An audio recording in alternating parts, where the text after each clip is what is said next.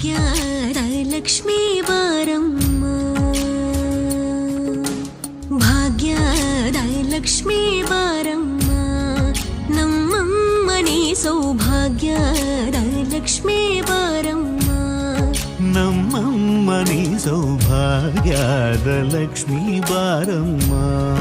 ನಮ್ಮಮ್ಮನಿ ಸೌಭಾಗ್ಯದ Lakshmi Baramma, ನಮ್ಮಮ್ಮನಿ ಸೌಭಾಗ್ಯದ Lakshmi Baramma.